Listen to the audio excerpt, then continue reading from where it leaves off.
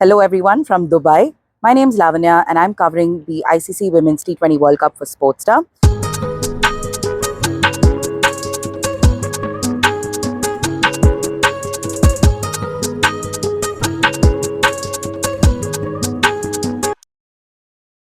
Right now I'm at the ICC Academy where practice games for the Women's T20 World Cup were in full flow. This is two of the three venues which have had practice matches over the last couple of days. We've seen India and South Africa in action in the ground behind me, and in the ground adjacent to this, we saw England and New Zealand play their final warm up match. There's been plenty of things to analyze from the way India has gone about its warm up games. To be fair, it's not just an India specific strategy, it's an all team specific strategy. All of them have tried to really iron out some of the creases that they've had in their respective lineups. So teams in just casual conversations around the venue have sort of reiterated that the idea was to just experiment and get a lot of the nerves out of the way. The main priority was to just acclimatize to the kind of weather conditions that are prevalent in Dubai. It's been a pretty hot and humid day. There were rains here a couple of days ago when Scotland had its warm-up game. There was a running joke that the Scots brought the rain along with them from the British Isles, but it's just been really hot and humid here in Dubai.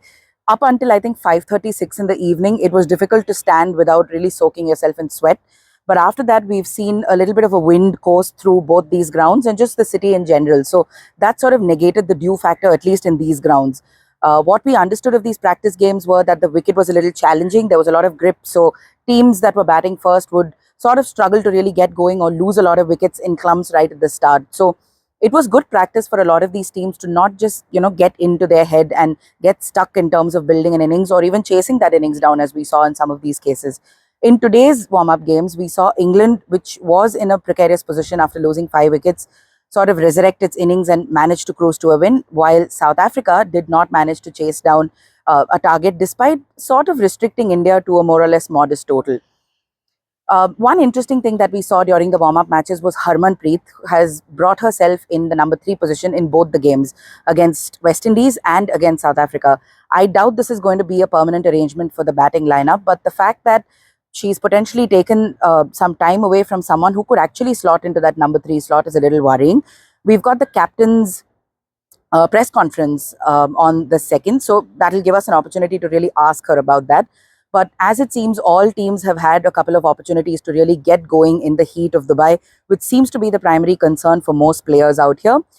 Conditions, a lot of them have played in subcontinent conditions over the last couple of months. So I don't think spinning surfaces or just getting used to wickets that could dry out a little bit or not have too much for the seamers is too much on the minds of these players.